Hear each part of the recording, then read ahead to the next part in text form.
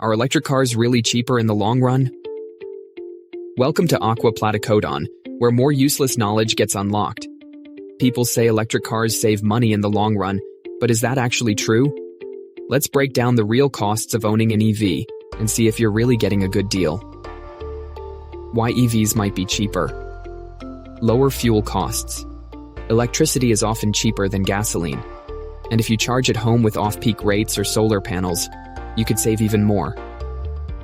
Lower maintenance. No engine, no transmission, no oil changes. Electric vehicles generally have fewer moving parts, meaning fewer repairs. Government incentives. Many places offer tax credits, rebates, and even free charging, helping to reduce initial costs. Battery lifespan. If the battery lasts the lifetime of the car, you avoid one of the biggest potential costs. But is it really that simple? Expensive battery replacements.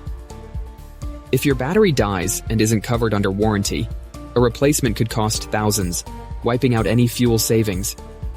Charging costs aren't always low. If you rely on public fast chargers, you may end up paying almost as much as gasoline. Electricity prices can rise. If energy costs spike, your cheaper EV could end up being just as costly as a gas-powered car. High upfront costs.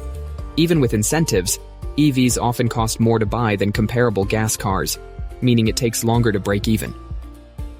Final verdict: EVs can save you money over time, but only under the right conditions. Charging infrastructure, battery longevity, and energy costs all play a role. So before jumping in, do the math and make sure it truly fits your lifestyle. That's all for today. Thanks for watching Aqua Platicodon. See you in the next one.